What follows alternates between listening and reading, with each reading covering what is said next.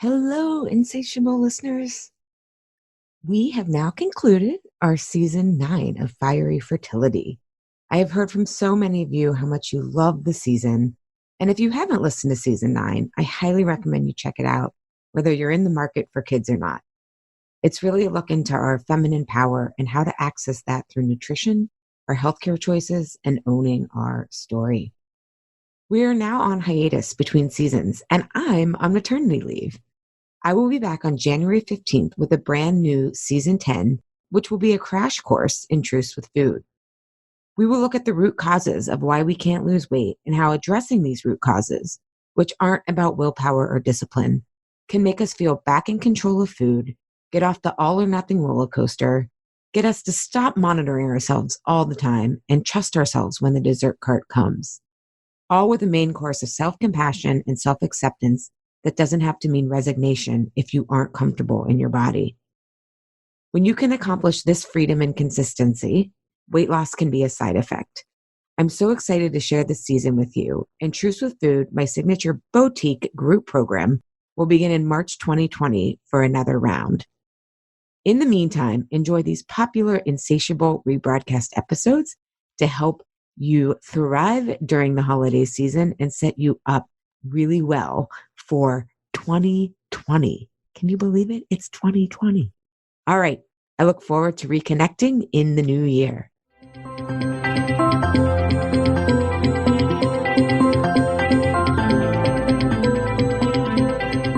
When you're fed up with fighting food and your body, join us here. I'm Allie Shapiro, creator of the Truths with Food program and your host for Insatiable, where we explore the hidden aspects of fighting our food, our weight, and our bodies, and dive deep into nutrition science and true whole health. Fair warning, this is not your parents' health care. This is a big rebel yell to those who crave meaning, hunger for truth, and whose lust for life is truly insatiable. Believe me, freedom awaits. Welcome, insatiable listeners, to Season 8, Episode 7, How to Manage Stress to Uplevel Your Nutrition Goals. This season's theme is consistency, and it's no secret that consistency is the key to success for whatever goal we have. Many of us have so much health knowledge and are aware of the latest and greatest food research and have the best of intentions, and then real life happens. Here we fall off track, lose motivation, and get discouraged. Convention tells us consistency is about willpower, discipline, and hard work. But research in adult development theory points elsewhere. 15 years ago, I had discovered functional medicine and reversed my irritable bowel syndrome, depression, and a host of issues. I was amazed at the power of food as medicine instead of calories, and felt amazing when I really understood how to put food to work for me. But even all these great results couldn't stop my binging and overeating. So my quest became to discover, why can't I stick with this feeling of amazement? And it led me to grad school to study adult development and how we really change ingrained patterns and behaviors. I came to realize inconsistency is a symptom, just like depression and binging. It's not the problem, but has various root causes depending on the individual. Not only is falling off track an invitation into deeper healing and radical results, I found that when it comes to consistency, a lot of the common beliefs we have around being consistent are what actually cause us to fall off track. In this insatiable season, we will look at inconsistency as a symptom, not a problem, and we'll explore what happens after the novelty of some, quote, new plan has worn off and why real life trips us up so much.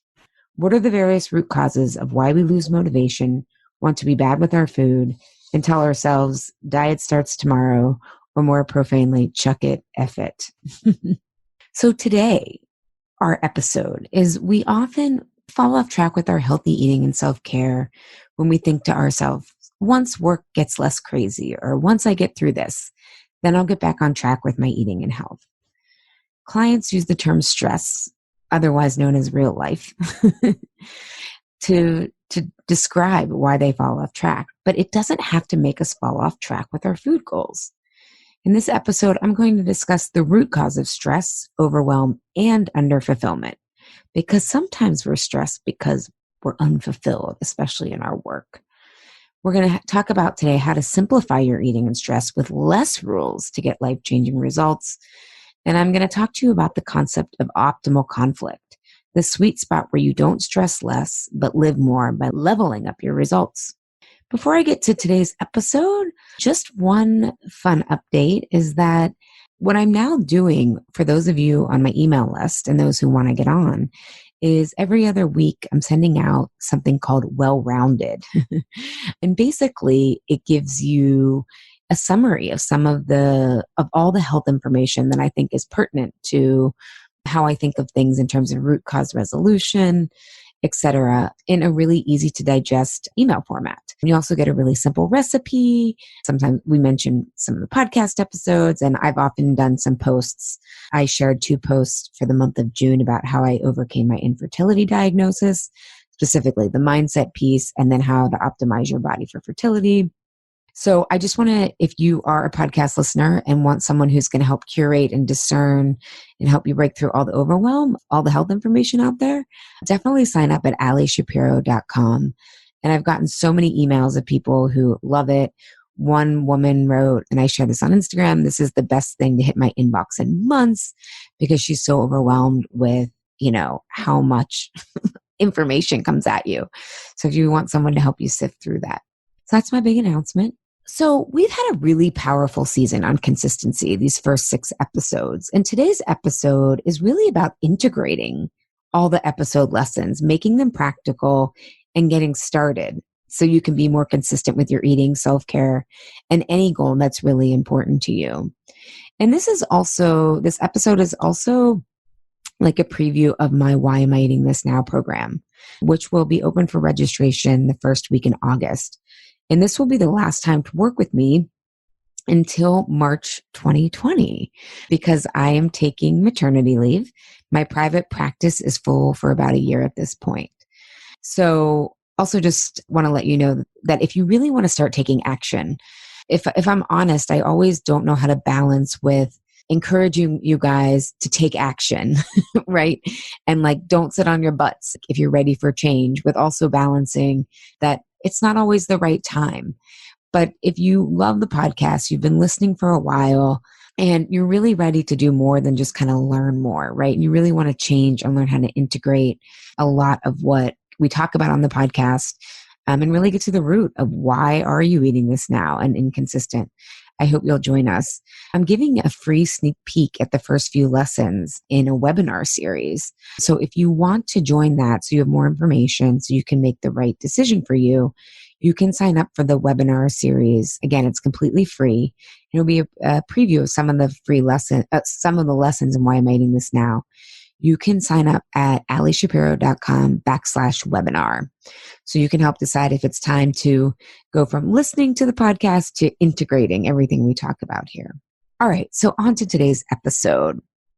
So I first want to talk about what is the root cause of stress.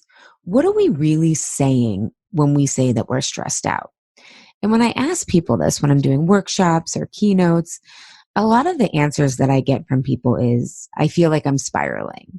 I feel anxious. I feel out of control.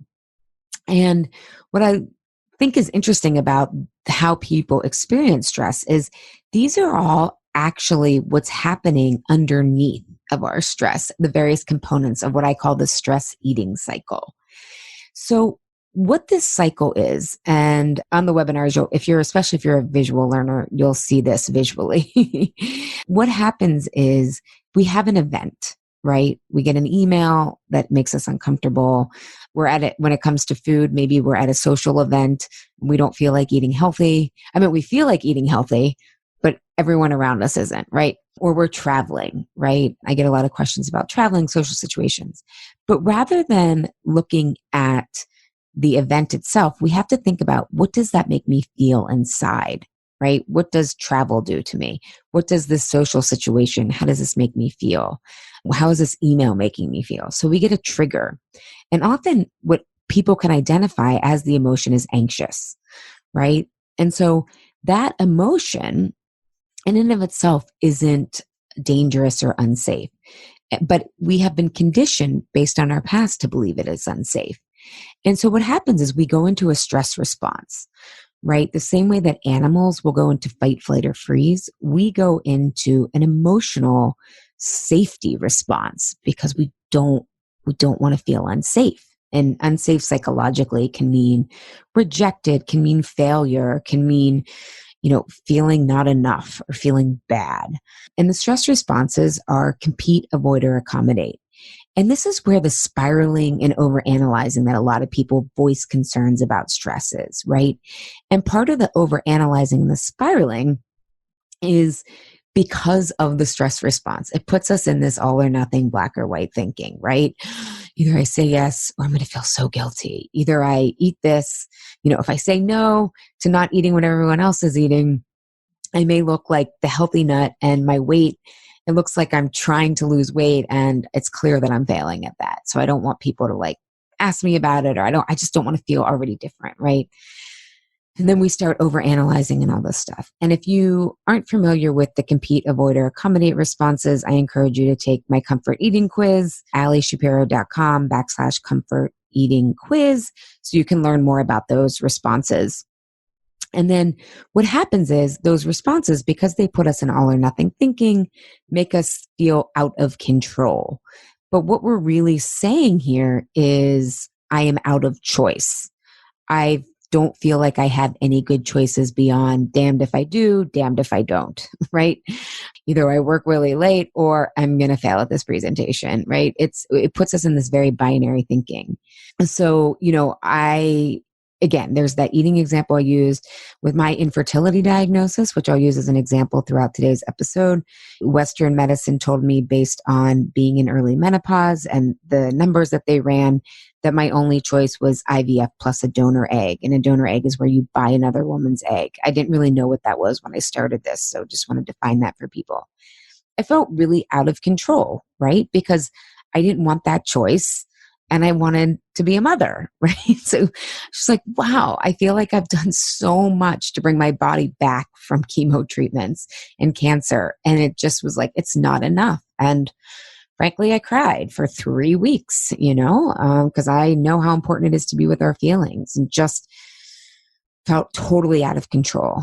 And so this is, however, when we just use the word stress or overwhelm and we're not getting clear on the stress eating cycle underneath, this really sets up a cycle when we don't understand or unclear of what's happening. And then what happens is we just feel like life is happening to us and that we have no voice, no choice in the matter. And that's really when we start to feel out of control. And then what also happens is when we feel out of control, we start to, most people eat, that listen to this podcast or don't. I know a lot of healthcare professionals listen to this to help their clients. Some of us drink, some of us Netflix. I used to eat and watch TV. There wasn't Netflix when I was binging. That's how, I guess, old I am, or how long I've been had my own truths with food. We could look at it both ways. But anyways, what happens is when we turn to then eat or drink or Netflix or do any choice that is out of alignment with our goals, we lose self-trust. We say, I can't trust myself. I had a plan not to eat at night. I had a plan not to drink less, right? And we lose self-trust when we go do this because we're not doing what we want to be doing. And then not only do we lose self-trust, but in that process, our trigger, the original anxious feeling, becomes even more threatening. Food feels even more stressful because now I'm confused, angry, or in my case, infertile, and I don't know what to do, right? And so we become less resilient and more stressed. And what's interesting from an emotional level, again, this really piles on it's out of the scope of this podcast, but it really starts to not only erode our self-trust, but see the world. We start to see the world that we're more and more a victim of it. And it's harder to dig ourselves out of that hole. But on a physiological level, the more stress we feel, and we talked about this in episode 1 around willpower, is we become more desensitized to the foods we're binging on and to the alcohol. So because our system becomes desensitized because it's stressed, we need more and more of the same junk food or alcohol to stimulate the same response that we were getting from it before, the dopamine reward, right? We do get a dopamine reward when we overeat, overdrink, or numb out. Even go on social media, right? It's like the same gambling. That's really helped me change my social media patterns. Like the same, it's basically social media is built on the gambling model of like intermittent rewards. But we get a dopamine hit and we get more dopamine. But what happens is when your body is under chronic low grade fight or flight, it takes more and more of that same stimulus, whether it's food, alcohol, social media, Netflix, to get up to the same numbing out sensation. So it really sets us on this digging ourselves into a hole of a stress cycle. And I want to mention here too that stress can be unfulfillment too. We're not getting energy or meaning back from whatever we're doing in life, whether it's our relationships, it's our work, it's our exercise, it's how we're eating. All of that stuff. I know in the work that I do, a lot of my clients want to shift their careers, and their lack of fulfillment is which their entire life, our entire lives are designed around our careers here in the West, at least here in America, I think largely in Canada as well. And so that really takes a toll. And that lack of fulfillment can also mean you love what you do, but it's too much, right? Because when it becomes too much, you don't have the same spaciousness, the same creativity. It just starts to feel like a grind. So what happens here is when we're in this spiral, we feel totally out of control, even though we're really out of choice. And then we look for a diet or even something like intuitive eating, both of which have different rules, except this is how it is. We never question if it could be better or different. Or we look for productivity hacks for more time rather than seeing procrastination as part of the avoid pattern and brilliant self-protection. Or we read another self-help book about how to have boundaries. A lot of my clients come to me when they're done with self-help. Like, I'm done reading everyone else's recommendations and I'm ready to figure it out for myself and what works for me. And again, all of these choices can help us. I don't want to say that they're bad or not, or ineffective or not. That's too black and white. However, often these choices are giving us more rules to follow based on an authority outside of ourselves. And so guess what? Adults don't like more rules. We know this with food, right? We create some food rule, right? I used to do this, like no eating after 8 p.m. or no eating sweets until after dinner, right? But eventually we rebel against that rule. And that voice was me of like, I used to be like so earnest and really believe like so studious. This is what I'm going to do. Get my gold star. And then when we rebel against it, we feel out of control while we are eating. But we initially rebelled because we had no choice in the matter, right? We were trying to follow some rules, even if they were something as noble as intuitive eating, right? They have a lot of good things. I did a whole episode, episode 7, if you're interested, on pros and cons of intuitive eating, but it's still someone else's rules. And we're also going to get later in this episode how sometimes those rules backfire. And this is the same protocol with what we say stresses ourselves out. It's not the event itself. It's the lack of choice or say in the matter. We feel stress, dread, or any uncomfortable emotion. And then we hear, I should, I shouldn't, I have to. I'll feel guilty if I don't. There's no choice in that self-talk. And so we eat to have a choice in something, right? Well, I have to do this for so-and-so. I'm going to eat to reward myself. This is a choice, right? Or we eat or drink at night or scroll to unwind from all the tension and drain we feel from just going with the flow all day. We can often realize that we're often making choices throughout the day that we don't realize are actually choices. And we call this a death by 1,000 paper cuts. And why am I eating this now? But it's that like constant just ignoring the choices that we have that we don't know we have because of this cycle. And by the end of the day, we're wound up and we need these things to unwind, right? Because we've been, quote, going with the flow, which aren't the choices that we would have preferred. And our eating is pointing us to that. Our eating never lies. It's a truth teller, just like our body. The key is to figure out what it's saying.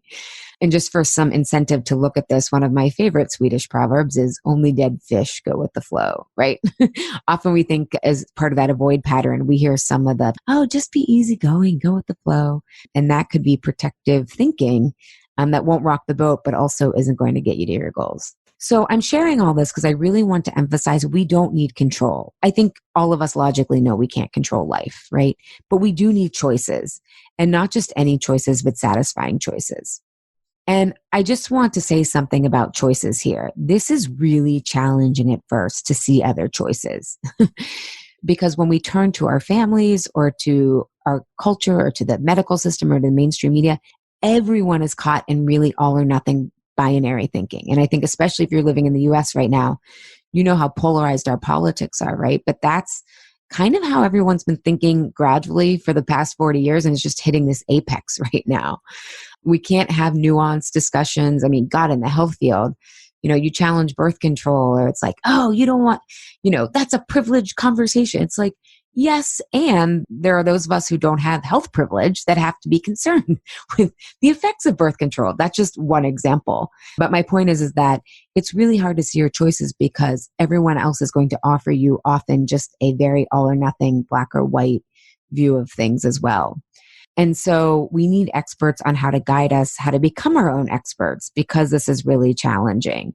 I think one of the biggest things that I'm taking away as part of my own optimal conflict learning, and I'll get to that in a minute about what optimal conflict is, from my own infertility diagnosis, is I'm refining, and to clarify my points, we don't need people to tell us what to do, but we do need experts and authorities to help us understand our body and get it back into balance.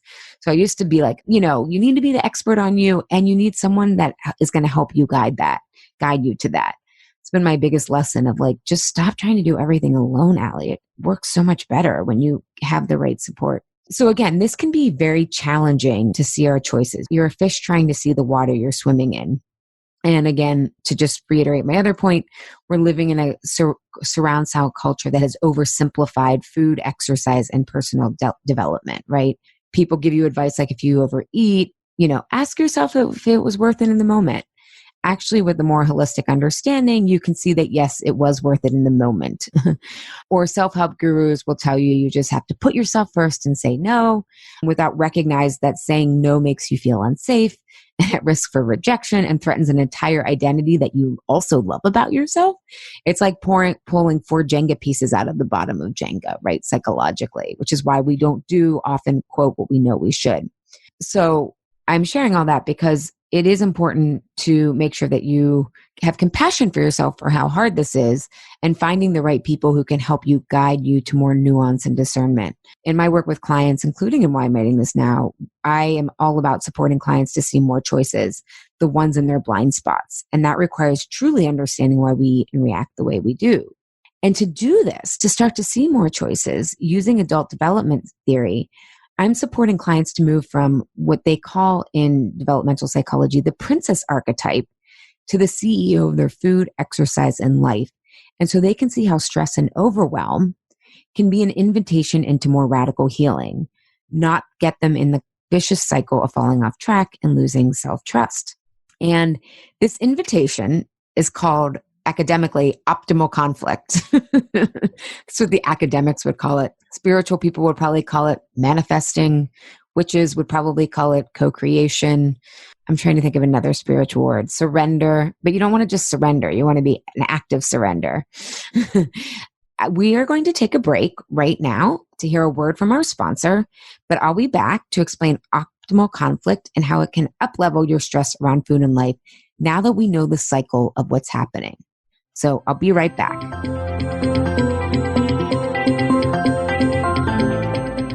It's that time of year again. The live version of my annual group program, Why Am I Eating This Now, opens for registration August 5th and begins August 13th. This program will help you unlock your keys to consistency with your nutrition goals. And with a small group of 15 people, we will get to the root causes of why you fall off track. Together, we'll transform those patterns and behaviors, no willpower required.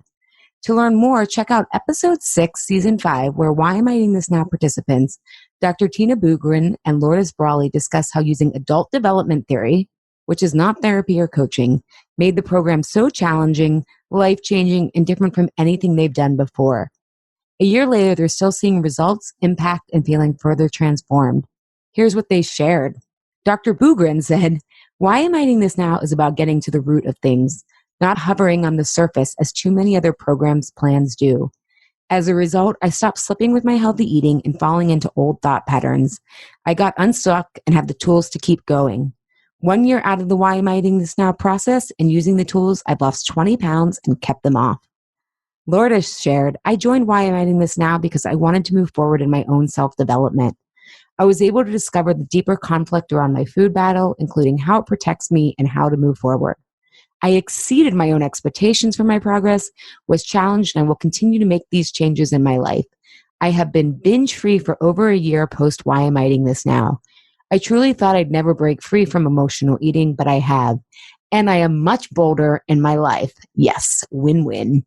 If you're ready to work smarter, not harder, to be consistent and reach your nutrition and wellness goals, join us. Full details are at alishapiro.com. Why Am I Eating This Now live program. And make sure you sign up on my list so that you can get the early bird discount. And if you don't want to wait, you can get started today with the self-study program now. What you pay for this will be credited towards the cost of the live program. So why not get started today and start getting relief and clarity?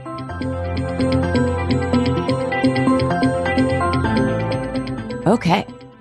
So we had just left off about optimal conflict, right?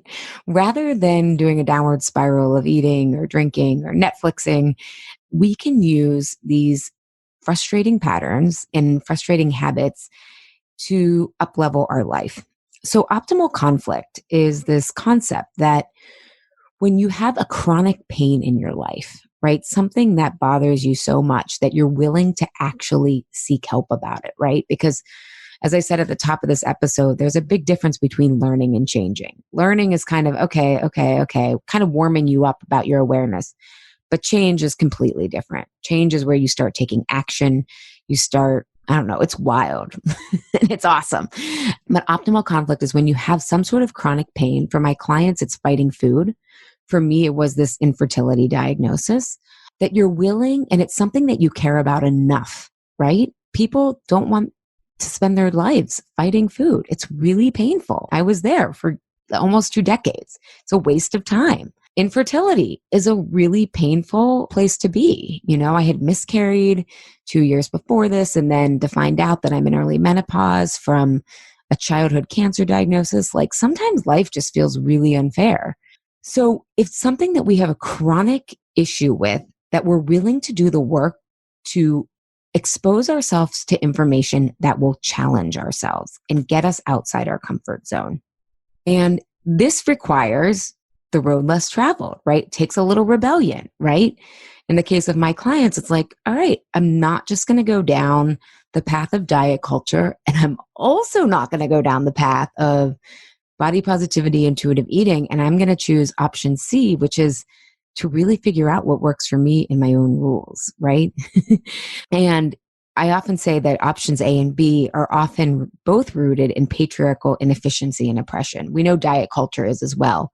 I also know the body positivity movement has a lot of pluses and it's been co-opted, but I'm talking about the commercial version of it, not the grassroots, you know, kind of how wellness, right? The grassroots wellness, those of us in this, very different than the co-opted version, the capitalistic version of wellness.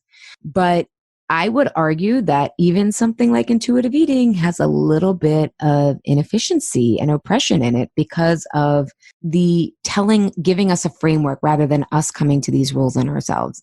And if it's worked for you, fantastic, right? Everyone has to figure out what works for them. Although most of my clients find intuitive eating really difficult and also hasn't given them the full range of results that they want.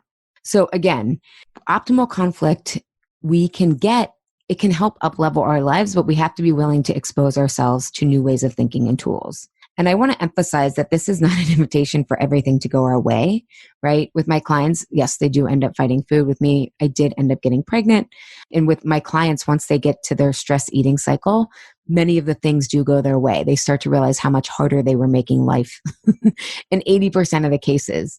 But that's not always the case. Rather, you have to view optimal conflict as an opportunity to get better results than if you didn't open yourself up to understanding new things. You're going to get further along than if you had done nothing, and often in a really, really meaningful place. And like I said, it's moving from a princess archetype to CEO. So The princess archetype says, show me the rules of the kingdom and I will obey. And in obeying, I will be saved. And the kingdom rules are that of our family, the medical system, diet culture, personal development gurus, who tend to be men, who haven't examined their own privilege often, as we've seen with many of, from Bikram to Tony Robbins, comes out about these people. So the prince or princess archetype sees things as the authorities claim they are, lacks nuance, and is very black and white. And again, it gets to the rules from others, believing if we are good enough, we will be saved. By saved often means chosen, right? That's often what we want in weight loss, to be chosen. Say we want more confidence, but we believe that it's going to make it easier to be the real us. But in that real us, we will be chosen rather than doing the choosing. So an example of, I want to show you how some of these rules to the kingdom that when we're in the princess archetype, this is just one example. We may not realize this, but we're operating under the belief that the body is a machine, right? The science and weight loss industry operate under this cultural story, which then our families adopt, even if they aren't aware of it, right? And because part of this belief then is weight loss is diet and exercise, calories in, calories out. We then believe weight loss happens on a linear time frame. I remember learning it should be about 0.5 pound to 2 pounds a week. But of course, the more you diet, the less fast the rate, because your body's feeling less and less safe.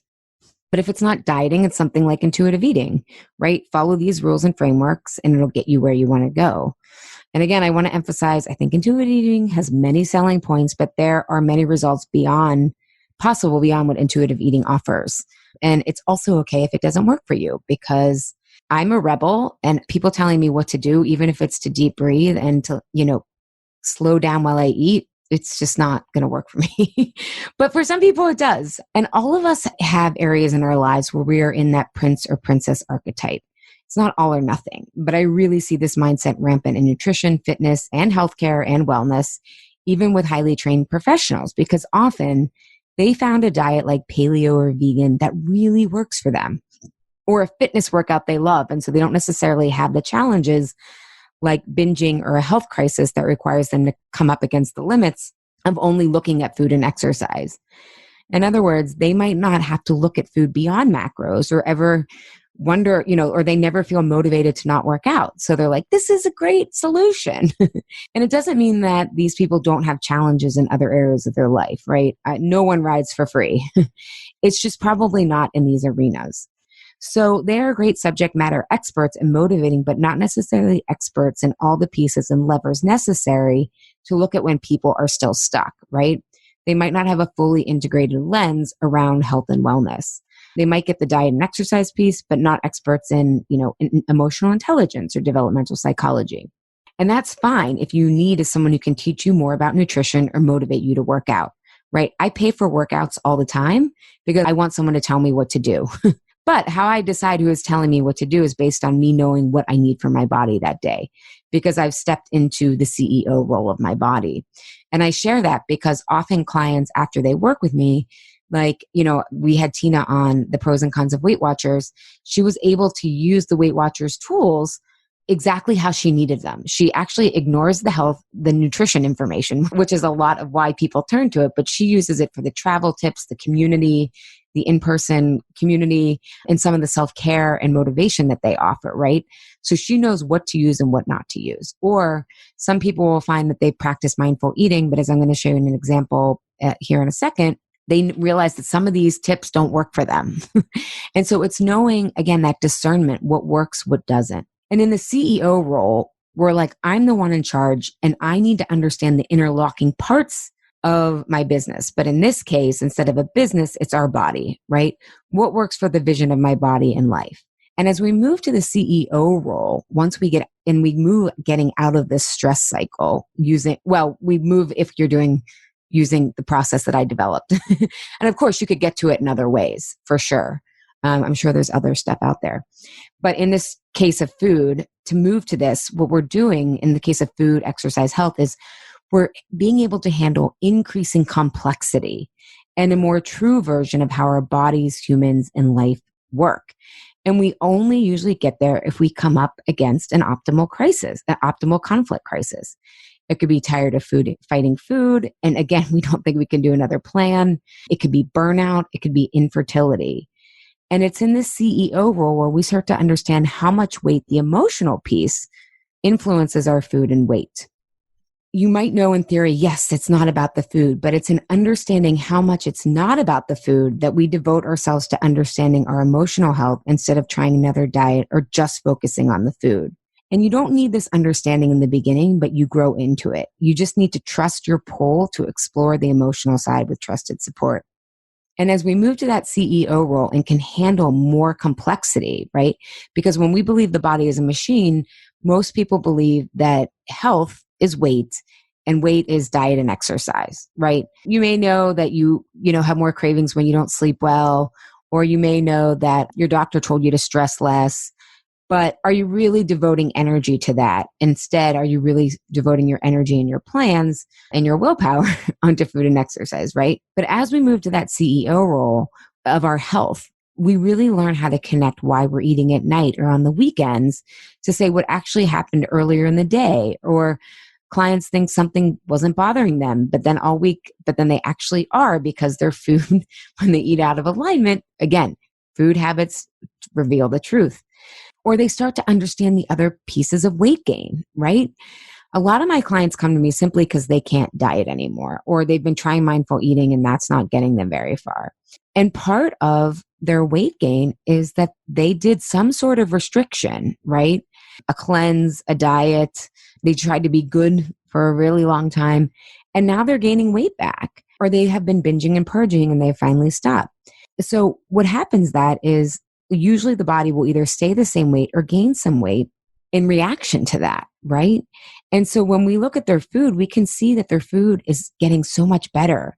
And often their exercise, how they relate to exercise is shifting. But what they can now connect is that the weight gain, or if their weight has fluctuated, the weight is going to stay on until the body heals from all the deprivation and the lack of safety it felt, right? We talk a lot on this podcast about psychological safety, right? Feeling like we belong, feeling like we're accepted, that we're not failing, that we're succeeding.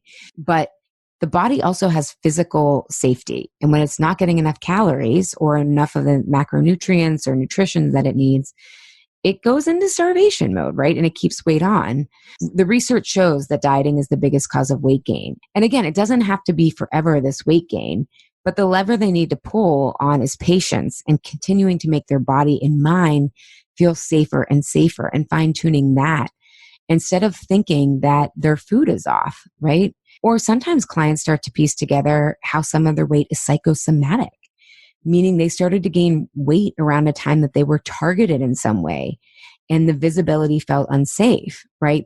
We know this is often the case in sexual abuse, right? And so on my clients, it may not have been sexual abuse in their recent past. It could have been an abusive boss or even abandonment of a family member when they stuck up for themselves. So they start to see weight gain started to creep up around then. And yes, maybe they fell off track with their eating, but the weight gain is really protective, right, of that visibility. And so they start to see how much more complex something like weight is beyond diet and exercise.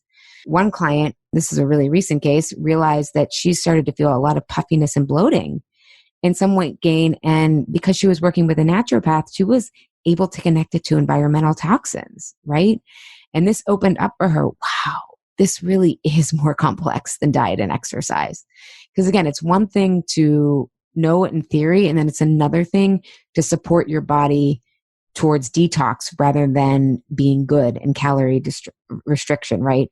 Or it's one thing to say, okay, then if it's about emotional health, I've got to work on that and not just jump to another diet. So also in the CEO role, you might see how certain mindfulness eating or intuitive eating tenets work for you, but some don't. I talked about that earlier. So again, it's not all or nothing. It's just, I always explain it as like, usually clients come in and they have a toolbox that only has room for diet and exercise, right? And shame. And it's cloaked, it's covered in shame. And then as they move to that CEO role in our work together, all of a sudden, diet and exercise are still tools, but they're actually de-emphasized. The toolbox they build the toolbox themselves. And there's some classic emotional, self-awareness tools that they can use that they get through Why Am I Eating This Now or Truth with Food. These are tools they'll use for life because you're going to have stress for life. You're going to have overwhelm for life, but you can break it down and get clear and learn how to choose. But diet and exercise, food becomes about medicine in that toolbox, and exercise usually becomes a lot more gentle, compassionate, and dynamic because once you stop overeating, you don't feel like you have to exercise to make up for everything.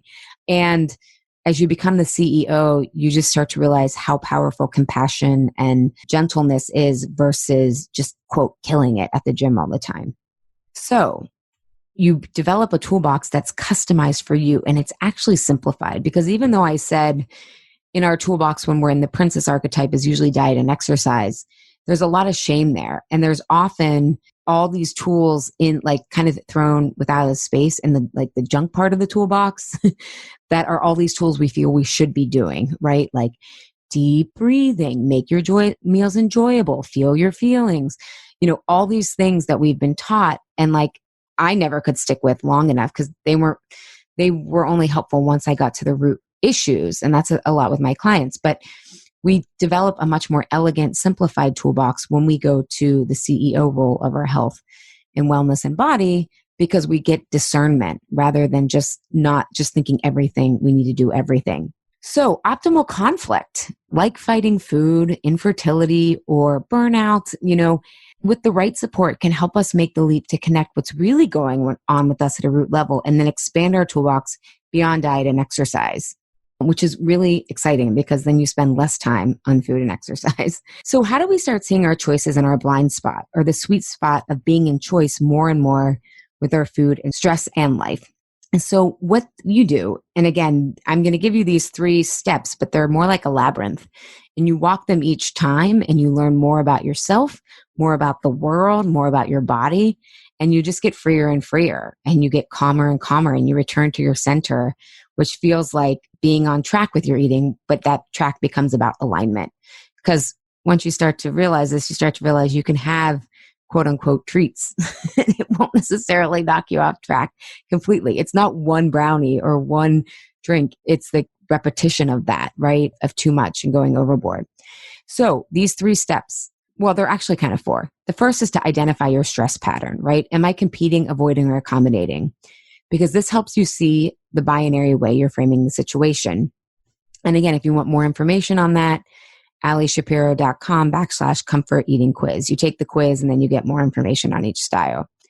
So once you can identify the stress pattern, and this is 50% of it because people won't even realize they're competing or avoiding or accommodating because you're like a fish trying to see your own water.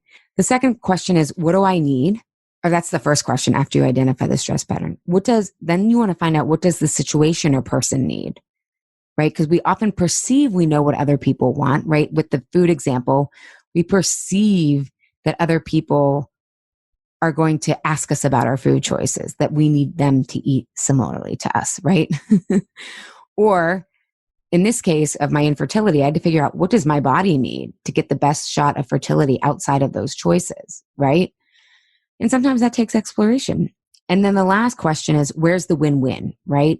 So rather than competing, avoiding, or accommodating, we get into collaboration. We get into creativity, co-creation, manifesting, whatever you want to call it. We're starting to work with what is and our choices that we probably couldn't see at the beginning. But there's often a win-win situation. And again, this can be challenging in the beginning. And I can't emphasize enough how awesome the tools and the practice we do and Why Am I Eating This Now are so that you can really soar on your own. And this is not about working harder, it's about working smarter. And that's the exponential nature of our nature and our bodies. They aren't linear. The more you do this kind of work, the more exponential the results because you simplify so much of what you thought you had to do and you thought you needed all these rules when really you just wanted to live more freely and flexibly and intuitively. And you get to the point where you get to the root of your stress and you're not just stressing less, but you're living more. So I want to give you 3 examples of how this whole podcast episode comes together and what I told you. So the first one is a recent Truth with Food client, and she gave me permission to share this example, is she had been making so much progress in Truth with Food. We're almost at the end and doing really well. And she found that like eating in the morning was still, she was eating healthy, but she was just like rushing through it. And it wasn't pleasant. And she had tried the mindful eating tips of what she was given. And went into competitor mode. She was trying to do the mindful eating techniques the best. She was breathing deeper. She was taking more time with her food. She was chewing more. She was trying to get more pleasure out of food, like they tell you, right? She wanted to be the best at the mindful eating rules. But she needed to understand what she needed actually in these times. And through using the tools that you would get in Why I'm Making This Now, but they're also some of them are in Truth with Food, she came to realize, and with the help of my coaching as well, which you get in all the programs, is that she realized that eating alone made her feel like she was pathetic, right? And so the trigger was actually feeling pathetic. It was that feeling and feeling really isolated. And so it wasn't about the food, which is why the mindful eating tips weren't working. And so what she really needed was to learn how to enjoy the time alone, that she was there so that it wasn't a pathetic experience, right? We also had to do some unpacking of like, hey, just because you're eating alone doesn't mean you're pathetic, right? I know plenty of people who feel very coupled, partnered, full of community in their life, and they eat alone and it doesn't feel that way, right? So it was about, through the tools and some coaching, she realized that she needed to enjoy the alone time with herself. So whether that was listening to podcasts or reading a book, kind of the opposite of what mindfulness eating teaches. But I followed up. I'm like, so what did you need? What did your soul need, right? What did the situation need? And where was the win-win? And again, because she had been through Truth with Food, her awareness and her resilience and ability to like own in voice and be clear about what was really happening was really quick, right? That's part of how we measure progress, is like being able to identify and pivot faster and faster, because it's just, you don't make things about yourself so much anymore. It's just like, oh, this is behavior I'm doing, I can change. But basically, she realized that just recognizing that her meal, that she was making her meal mean this, and that she didn't need to build up the food because that's what she was doing, she made quantum progress. It went away. And again, I want to emphasize that's to her credit, because she's been doing 5 months worth of self-discovery, challenging her story, challenging her patterns. But that's how it gets better and better, because at first it's like, oh, this is hard. And then, you're months into the process and you're like, oh, I can look at that pivot, done, right? So that's a perfect example of how competing made her feel like it was mindful eating, or she was either winning at mindful eating or, the worst at it, the best or the worst, winning or losing at it, when really that tool for her wasn't working. And she needed to figure out what she needed, which was to understand what she was making eating alone mean. What the situation needed, she needed to enjoy that time alone and make meals more enjoyable, which might have included listening to podcasts and things that might have been a distraction. But it wasn't like a distraction of eating. It was just enjoying the situation, which again, this brings a nuance. And that was the win-win for her. And her eating alone now, when she's been alone at home, has been so much better and more enjoyable. It's a great example. Okay, when it comes to the avoid pattern, I've hinted it here, but I really avoided my infertility. I could really say I avoided it starting at 23, when doctors told me I should get my egg count done because of chemotherapy. But I was depressed. I didn't know. There was just no way I was going to focus on my fertility at 23, because as I shared in my posts, I never knew if I really wanted to be a parent anyways. But anyways, I got pregnant in 2016 and then I miscarried. And kind of had this false sense of fertility, but then didn't really want to deal with it. I didn't want to get sucked into the Western medicine thing. I didn't know what I would need naturally. I didn't even know if I'd have problems.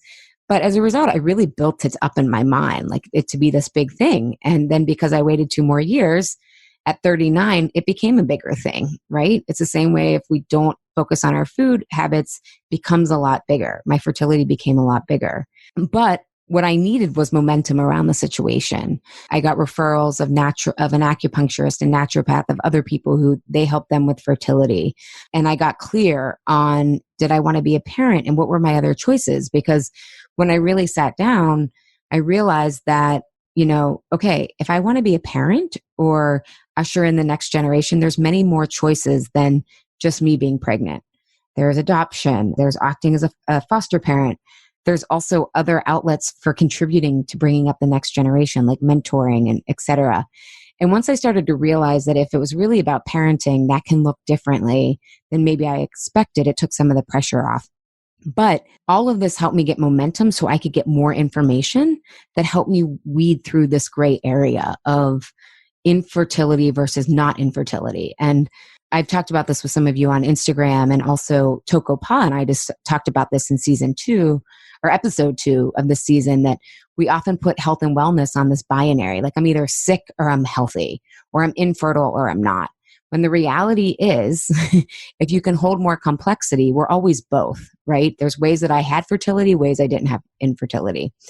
And so by really focusing on momentum and not avoiding, and using my fertility as an optimal conflict to learn more about, God, I learned so much about menopause. Like you can get pregnant in menopause. You can go in and out of menopause, right? Like I didn't know this stuff. I also learned that the Lyme bacteria and heavy metals from my vaccines and my mercury fillings were what made my thyroid sluggish all these years. I thought it was the radiation, right? I had my own story about what was causing low thyroid, and working with a naturopath who was trained, now my thyroid, knock on wood, last blood test was 1.7. It's never been that healthy in my life. And I'm 40 years old, almost 41.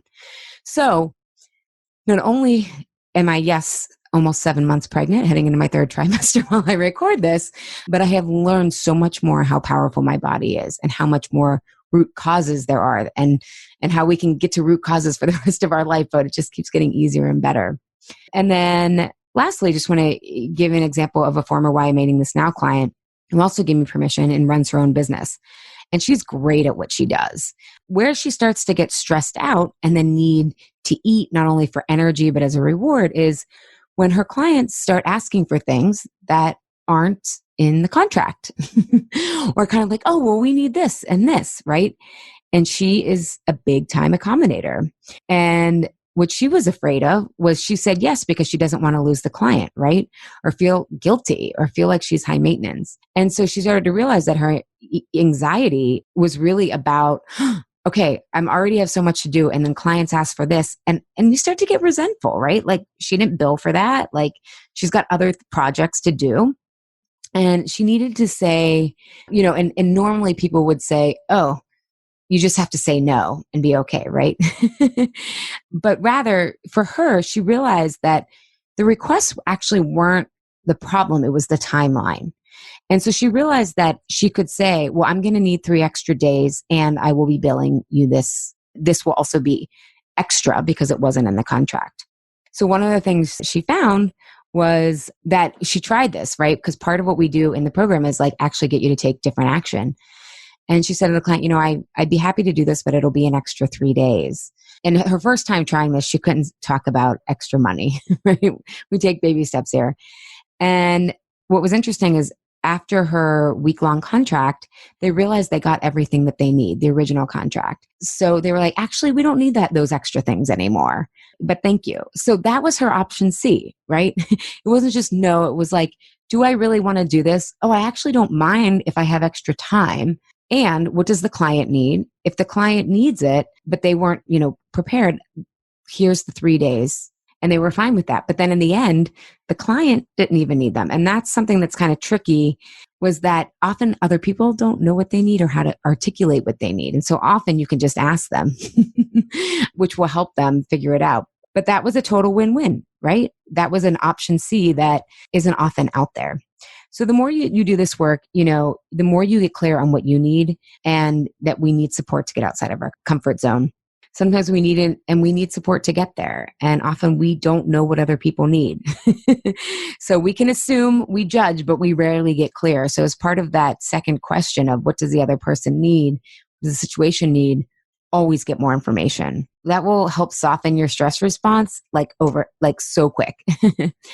So in each of these examples, with my 2 clients and myself, we were able to choose an option C, and it simplified life, not made it more complicated, right? This is about reducing things to do so you have more energy to live more while you're living more.